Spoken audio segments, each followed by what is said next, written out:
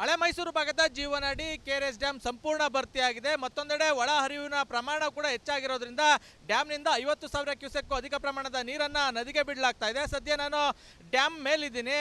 ಇಲ್ಲಿ ಗಮನಿಸ್ಬೋದು ಡ್ಯಾಮ್ ಸಂಪೂರ್ಣ ಭರ್ತಿಯಾಗಿರುವಂತಹ ದೃಶ್ಯವನ್ನು. ಏನು ಕೆಲ ದಿನಗಳಿಂದ ಕಾವೇರಿ ಜಲಾನಯನ ಪ್ರದೇಶದಲ್ಲಿ ಅಪಾರ ಪ್ರಮಾಣದ ಮಳೆ ಸುರಿದ ಪರಿಣಾಮವಾಗಿ ಏನು ಕೆಲವೇ ದಿನಗಳಲ್ಲಿ ಡ್ಯಾಮ್ ಸಂಪೂರ್ಣ ಭರ್ತಿಯಾಗಿದೆ. 124.80 ಅಡಿ ಗರಿಷ್ಠ ಮಟ್ಟ ಹೊಂದಿರುವಂಥ ಕೆಆರ್ಎಸ್ ಜಲಾಶಯದಲ್ಲಿ ಸದ್ಯ 123.20 ಅಡಿ ಅಣೆಕಟ್ಟೆ ಭರ್ತಿಯಾಗಿದೆ. ಏನು 60,000 ಕ್ಯೂಸೆಕ್ ನೀರು ಒಳಹರಿವು ಇರೋದ್ರಿಂದ, ಹೆಚ್ಚಿನ ಪ್ರಮಾಣದ ನೀರು ಇನ್ನು ಬರ್ತಾ ಇರೋದ್ರಿಂದ 50,000 ಕ್ಯೂಸೆಕ್ ಅಧಿಕ ಪ್ರಮಾಣದ ನೀರನ್ನು ಕೆಆರ್ಎಸ್ ಡ್ಯಾಮ್ನಿಂದ ಬಿಡಲಾಗ್ತಾ ಇದೆ. ದೃಶ್ಯದಲ್ಲಿ ಗಮನಿಸ್ಬೋದು ಡ್ಯಾಮ್ನಿಂದ ನೀರು ಹೋಗ್ತಾ ಇರುವಂಥ ದೃಶ್ಯವನ್ನು. ಡ್ಯಾಮ್ನ 20 ಗೇಟ್ಗಳ ಮೂಲಕ 50,000 ಕ್ಯೂಸೆಕ್ ನೀರನ್ನು ಬಿಡಲಾಗಿದೆ. ಹೀಗಾಗಿ ಒಂದು ಕಡೆ ನದಿ ಪಾತ್ರದಲ್ಲಿ ಪ್ರವಾಹ ಭೀತಿ ಇನ್ನೂ ಕೂಡ ಮುಂದುವರೆದಿದೆ. ಸದ್ಯ ದೃಶ್ಯದಲ್ಲಿ ಗಮನಿಸ್ಬೋದು 20 ಗೇಟ್ಗಳ ಮೂಲಕ ಯಾವ ರೀತಿ ನೀರು ರಭಸವಾಗಿ ನದಿಯನ್ನು ಸೇರ್ತಾ ಇದೆ ಅಂತ. ಏನು ಡ್ಯಾಮ್ ಗೇಟ್ಗಳಿಂದ ಹೋಗ್ತಾ ಇರುವಂಥ ನೀರು ಹಾಲ್ನೋರಿಯಂತೆ ಹೋಗ್ತಾ ಇದೆ. ಮತ್ತೊಂದೆಡೆ ಎದುರುಗಡೆ ಇರುವಂಥ ಬಂಡೆಗಳಿಗೆ ಅಪ್ಪಳಿಸ್ತಾ ಇರೋದ್ರಿಂದ ಒಂದು ರೀತಿ ಏನು ಹಾಲ್ನೋರಿಯಂತೆ ಹುಕ್ಕುತ್ತಾ ಇರುವಂಥ ದೃಶ್ಯಗಳನ್ನು ಕೂಡ ಗಮನಿಸ್ಬೋದು. ಈ ಒಂದು ದೃಶ್ಯ ನೋಡೋದಕ್ಕೆ ನಿಜಕ್ಕೂ ಕೂಡ ಏನು ಎರಡು ಕಣ್ಣು ಸಾಲದು ಅಂತಲೇ ಹೇಳ್ಬೋದು. ಯಾಕೆಂದರೆ ಅಷ್ಟೊಂದು ಅದ್ಭುತವಾದ ದೃಶ್ಯಗಳು ನಮಗೆ ಇಲ್ಲಿ ನೋಡೋದಕ್ಕೆ ಸಿಗ್ತಾ ಇದೆ. ಕಾವೇರಿ ಮಾತೆಯ ರುದ್ರ ನರ್ತನವನ್ನು ಇಲ್ಲಿ ನೋಡೋದಕ್ಕೆ ನಮಗೆ ಸಿಗ್ತಾ ಇರುವಂಥದ್ದು. ಈಗಾಗಲೇ ಸಾಕಷ್ಟು ಕಡೆ ಪ್ರವಾಹ ಭೀತಿ ಎದುರಾಗಿರುವಂಥದ್ದು. ಕೆಲವೊಂದು ಕಡೆ ಏನು ಪ್ರವಾಸಿ ತಾಣಗಳಿಗೆ ನಿರ್ಬಂಧ ವಿಧಿಸಲಾಗಿದೆ.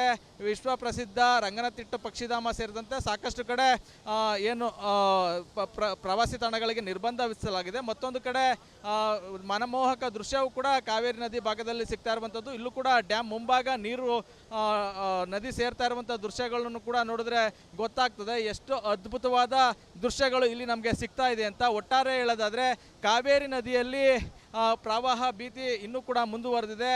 ಏನು ಕೊಡಗು ಭಾಗದಲ್ಲಿ ಸ್ವಲ್ಪ ಮಟ್ಟಿಗೆ ಮಳೆ ತಗ್ಗಿದ್ರೂ ಕೂಡ ಅಪಾರ ಪ್ರಮಾಣದ ನೀರು ಡ್ಯಾಮ್ಗೆ ಹರಿದು ಬರ್ತಾ ಇದೆ. ಹಾಗಾಗಿ ಡ್ಯಾಮ್ನಿಂದಲೂ ಕೂಡ 50,000 ಕ್ಯೂಸೆಕ್ ಅಧಿಕ ಪ್ರಮಾಣದ ನೀರನ್ನು ಕಾವೇರಿ ನದಿಗೆ ಬಿಡಲಾಗಿದೆ. ಕ್ಯಾಮ್ರಾಮನ್ ವಿನೋದ್ ಜೊತೆ ಆನಂದ್, ರಿಪಬ್ಲಿಕ್ ಕನ್ನಡ, ಮಂಡ್ಯ.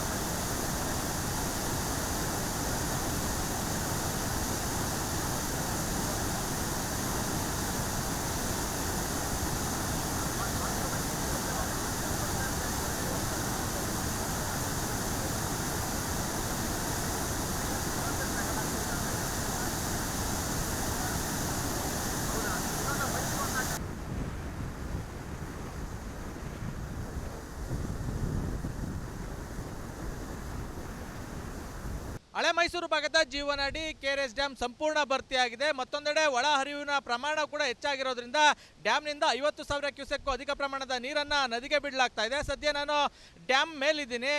ಇಲ್ಲಿ ಗಮನಿಸ್ಬೋದು ಡ್ಯಾಮ್ ಸಂಪೂರ್ಣ ಭರ್ತಿಯಾಗಿರುವಂತಹ ದೃಶ್ಯವನ್ನು.